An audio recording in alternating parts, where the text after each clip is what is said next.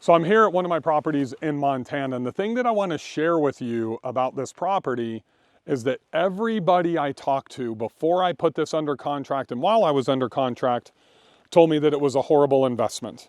And this is the third property that I purchased in Montana out of the four that STR Insights, Air DNA, even my good friend and fellow STRonomics podcast holder, Kenny Bedwell, told me it wasn't going to work.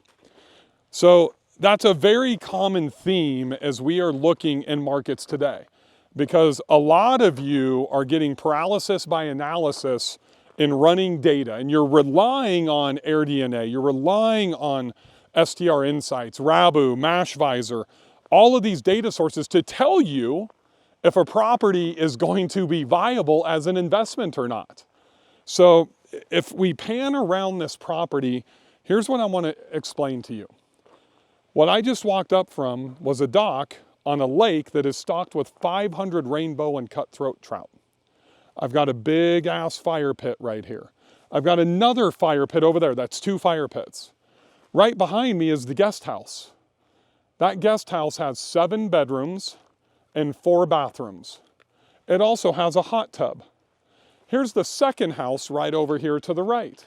That is a 4-bedroom house with a game room, with a hot tub, with a sauna.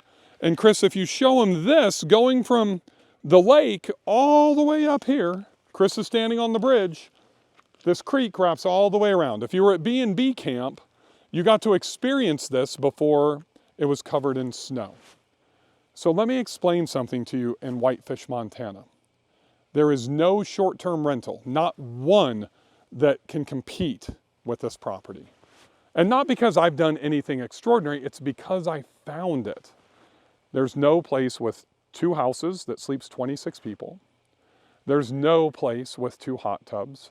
There's no place with 2 fire pits on 5.5 acres with a lake that's stocked with rainbow and cutthroat trout and has a stream running down into it. You can't replicate that. It doesn't exist in this market. It is unique. I'm hosting my mastermind here right now. And when we got done meeting today, I went to my first property that I purchased. And it is an average 3-bedroom, 2-bath cabin, just like you see in every town in the Smokies, and every town in Western North Carolina, and lakes and mountains and stuff up in Maine. But I didn't buy it for the 3.2. And I know you guys hear me talk about this all the time. That cabin, the first purchase I made in Whitefish, Montana, nobody was investing up here. Took me 2 years, 6 months, 7 days until I found that property. That's right, 2.5 years I looked to find the right property in a market that I was dying to be in.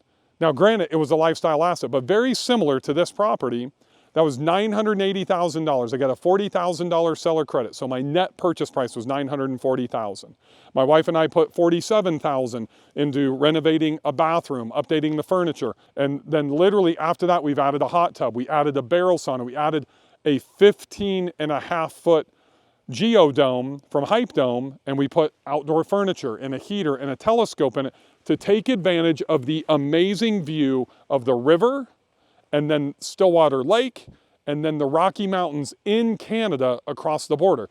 It is a 12 out of 10 breathtaking view from the family room, sitting in front of the fire pit, from the geodome, strategically added on a deck to move it around a tree so I can sit in the hot tub and take advantage of the view.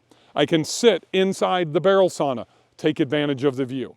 The view is what I purchased. You've heard me say this before, it's what God built. Anybody can build 2 structures. Anybody can add murals to a property. Everybody talks about what amenities do I need to add to outperform. You can't freaking add amenities and build a super property. It starts with what nobody else has. The mansion that I just built at Smith Lake that sleeps 38 is the largest property, the largest mansion on that entire lake, and it has 2 hot tubs, and it has 6 kayaks and 6 paddle boards, and it has a game room and 3 living areas. And it can be replicated, but it's going to take somebody a couple of million, $2-3 million to replicate what I did for under 2. Can you do that with a condo? Bill, do I have to build these mega super properties? A super property is about building a property that drastically outperforms the entire marketplace. It's not about the size.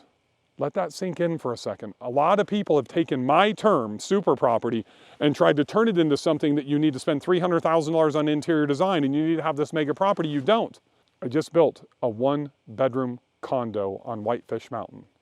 And the thing that's unique is that it is in the shittiest building on the mountain, but it's literally the closest condo, the closest house, the closest Airbnb to get to the chair number 1 to go to the summit of the mountain. Now it looks really nice. Bria did her magic. We updated fireplaces, we put in new beds, we redid the whole frickin' bathroom, cabinets, new appliances, dropped a pony top down. We completely modernized it, threw in some amazing bright murals, all the stuff to make it stand out, but it's the location that is going to sell that property. It is not about the size. It doesn't matter if you were sitting on a 1-bedroom or a 2-bedroom. I believe in the Smoky Mountains. I don't invest there, and because I tell people that I don't invest there, that doesn't mean that it's a bad market to invest in. Because here's the secret. If you've stayed through this entire video, here's the secret, folks. You can make money in any market. If you are patient and you find something unique that nobody else can replicate. When I bought that first property on Stillwater River, Lodge 93, nobody had a barrel sauna. So I added a barrel sauna. It was my very first barrel sauna. So what I do is I go in to do market research in a market, and I take at least 8 competitors, 8. And I go in and I evaluate every one of them compared to my property that I am looking to purchase. This is pre-purchase, while I'm under contract, while I am still in due diligence in case I need to back out of the property. And I am looking at exterior, interior, design quality. I'm looking at amenities. I'm looking at potential upgrades. I'm looking at number of beds. I'm looking at interior design by bedroom. I'm looking at the quality of the kitchen. I'm looking at the appliances. I'm looking at layout and functionality. And I'm looking at room for expansion. And most importantly, if they're already on Airbnb and Vrbo, I'm looking at image quality. I'm looking at their listings. And I'm grading every one of these benchmarks 1 to 10.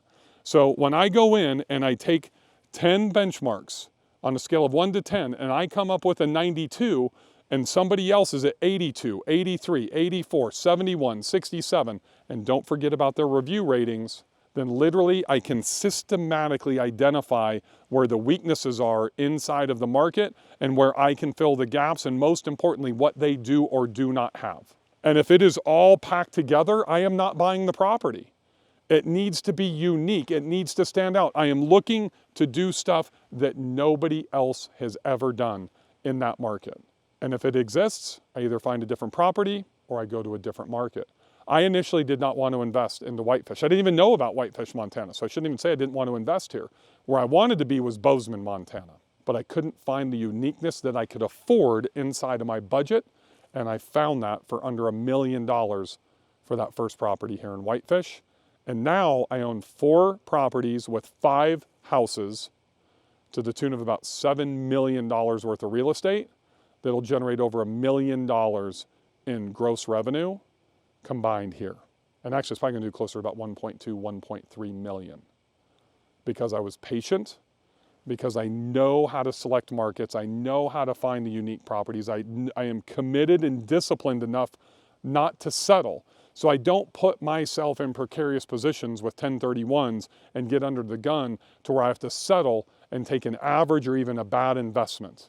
We need to be patient, we need to be diligent, and when we find something, we need to act fast and aggressively so you can fill your entire super portfolio with super properties. If you found this even remotely advantageous for your future and investing, please make sure you hit the subscribe button, and I'll see you guys on the next video.